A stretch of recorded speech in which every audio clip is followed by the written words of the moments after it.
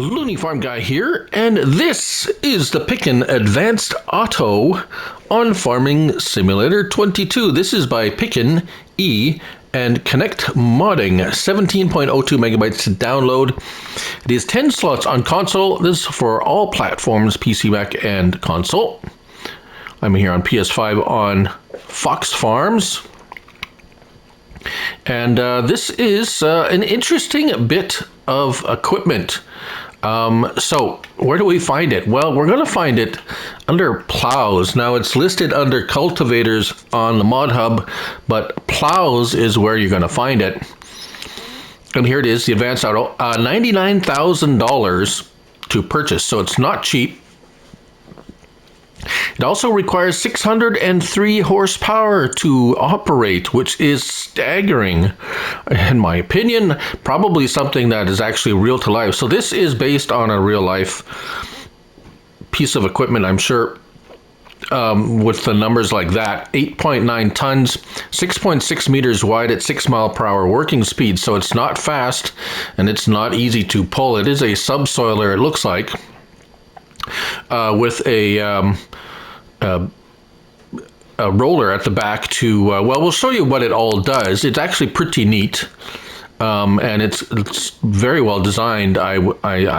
It seems to be anyways. It works as it should.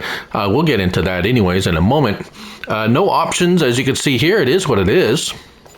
So this is how you get it in this configuration like this. Now I have this New Holland spec'd out to 609 horsepower, I think. 605, and this requires 603. So it's as well matched as you can for peak horsepower and horsepower requirements. So there you have that. Let's start it up and hook it up. There we go. So we'll back out of the field for a moment. There is an issue with workers, thus the not worker friendly tag that I labeled on this. So we'll talk about that in a minute. So options, you can allow to create fields. If we lower it down and choose allow to create fields, it will do that as it is a plow. So let's undo that. So lifting and lowering, it does this. This is kind of a neat, if I can get an angle here that it looks, you can see what it's doing here. L1 and circle lowers down that, and then the back lowers. So we have kind of two types of actions going on here. L1 and right stick, we have the width adjustment here. So you can make it wide or narrow, depending on your preference. I don't see why you would keep it narrow, but the option is there. R1 and right stick left and right. Then you have that back piece also widens and narrows to match the front, as we will show why that's important. L1 and R1. L1 and R1 and right stick up and down adjusts, I'm going to say not necessarily the tongue, but adjusts the angle. So let's lower it, and you can see that it works to adjust the depth of the subsoiler, although that in no way does anything in game.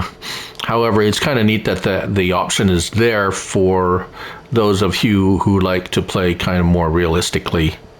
Right, so let's lift it up here again, like so, move forward. And this is interesting because it does plow. So let's lower it down, L1, and lower it down, there we go. So we see the front subsoilers, they start working away and they leave a plowed state, or they leave a plowed texture. And then as we pull forward, the back roller pieces smooth it out to a cultivated look. And if we take a look at our, let's see here, stubble tillage, cultivated, So it's cultivated and plowed. Plowed and cultivated. It does not leave a seed bed. So it leaves a cultivated state, and it does a it plows. So let's go up here and see. There's a there we go. Needs plowing. We have a spot that needs plowing, which is over here. Right, there we go.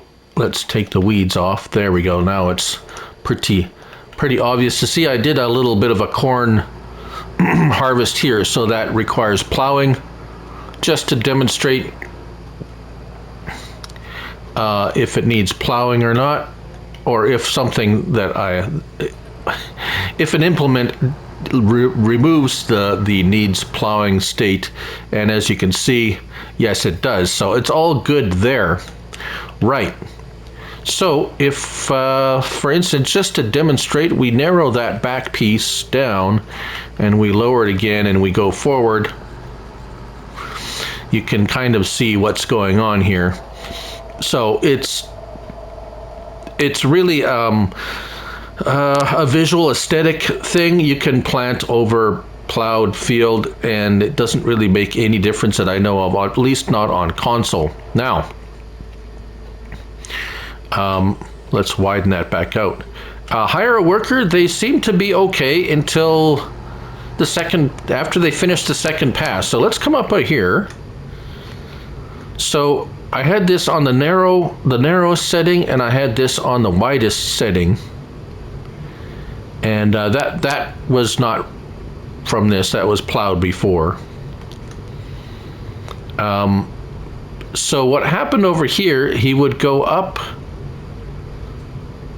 one side, came down the other side, and then turned around and wanted to go back over top of what he just did, which was very odd. I'm not sure what's going on. He's okay for the first two passes, and then the third pass, he turns around, goes back over top what he just did. So it seems to be a bit odd. As you can see, 6 miles per hour is as much as this guy can muster going forward with this, and it misses a little bit. Oh, this time it didn't miss, but it did miss with the cultivator, the back end piece. So a little bit at the ends. I am sure you could probably resolve that with some headlands, but just so you know.